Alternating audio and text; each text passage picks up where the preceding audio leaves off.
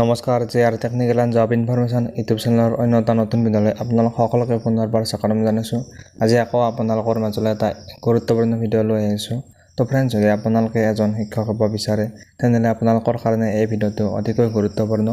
কিয়নো যদি আপোনালোকে শিক্ষক হ'ব বিচাৰে তো আপোনালোকে নিশ্চয় গম পায় যে আপোনালোকে দুটা ডিপ্ল'মা কোৰ্চ কৰিব লাগে। এটা হৈছে DLED আৰু এটা হৈছে BEd।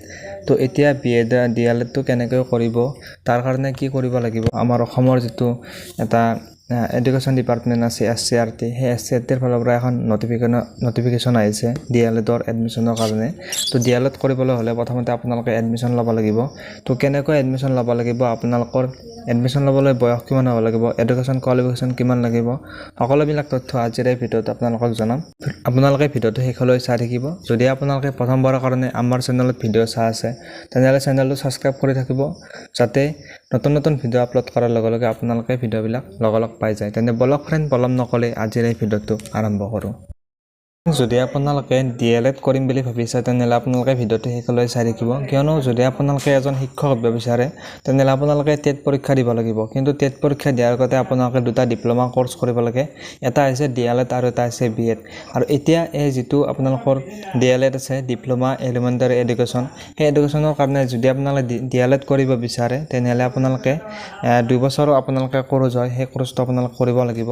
আৰু 2 বছৰৰ যিটো কোৰ্চ হয়, এতিয়া 24 আৰু 26 বৰ্ষৰ কাৰণে সেই কোৰ্চটোৰ কাৰণে এতিয়া আপোনালোকে এটা এক্সাম দিব লাগিব। এক্সামটো দিয়াৰ পিছত আপোনালোকে যেতিয়া পাছ কৰিব, সেই পাছ কৰাৰ পিছতে আপোনালোকে DLEDত এডমিশ্যন ল'ব পাৰিব। তো এডমিশ্যন লোৱাৰ পিছত আপোনালোকে DLED কোৰ্চ কৰিব পাৰিব। তাৰপিছত আপোনালোকে টেট দি এজন শিক্ষক হ'ব পাৰিব।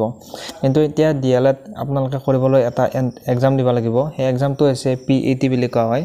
PET মানে হৈছে প্ৰি এণ্ট্ৰি টেষ্ট। আৰু এই প্ৰি এণ্ট্ৰি টেষ্ট দিয়াৰ পিছত আপোনালোকে DLEDত ছিট পাব। আৰু DLEDটো আপোনালোকে 2 বছৰ কোৰ্চটো কৰাৰ পিছত আপোনালোকে টেট দিব পাৰিব। আৰু এতিয়া 2 বছৰৰ কোৰ্চটোৰ কাৰণে এতিয়া নটিফিকেশ্যন আহিছে, অৰ্থাৎ আপোনালোকৰ প্ৰি এণ্ট্ৰি টেষ্টৰ কাৰণে এতিয়া নটিফিকেশ্যনটো আহিছে। আৰু ইয়াত আপোনালোকে যদি প্ৰি এণ্ট্ৰি টেষ্ট দিব বিচাৰে তেনেহ'লে আপোনালোকে এজন অসমৰ স্থায়ী বাসিন্দা হ'ব লাগিব। আৰু এই কোৰ্চটো আপোনালোকে ইতিমধ্যে ক'লোঁ যে এই কোৰ্চটো হ'ব 2 বছৰ। আৰু ইয়াত এপ্লাই কৰিবলৈ হ'লে আপোনালোকৰ মিনিমাম কোৱালিফিকেশ্যন আপোনালোকৰ হাই ছেকেণ্ডাৰী পাছ কৰিব লাগিব।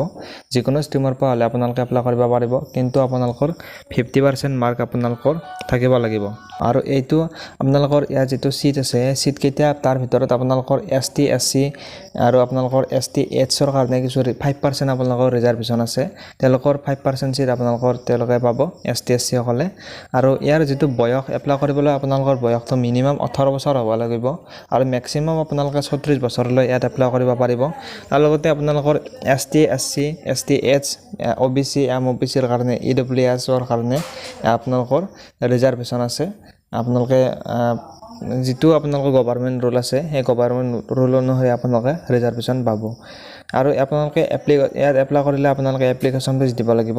এপ্লিকেশ্যন ফিজটো আপোনালোকৰ 600 টকা আপোনালোকে এপ্লিকেশ্যন ফিজ দিব লাগিব। আপোনালোকে এপ্লিকেশ্যন ফিজটো যিকোনো অনলাইনৰ জৰিয়তে দিব পাৰিব, credit card, debit card, net banking.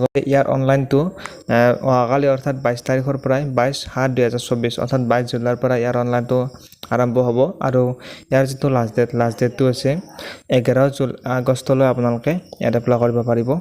আৰু ইয়াত এডমিট কাৰ্ডৰ ডেটটো উল্লেখ কৰিছে। এডমিট কাৰ্ড আহিব আপোনাৰ 1/9/2024, 1/9/2024 তাৰিখে ইয়াৰ এডমিট কাৰ্ড মুকলি কৰিব। আৰু ইয়াৰ যিটো এক্সামটো হ'ব 8/9/2024 তাৰিখে ইয়াৰ এক্সামটো হ'ব। আৰু ইয়াৰ ৰিজাল্টটো আপোনালোকৰ উল্লেখ কৰিছে, ৰিজাল্টটো 23/9/2024 তাৰিখে ইয়াৰ ৰিজাল্টটো মুকলি কৰিব।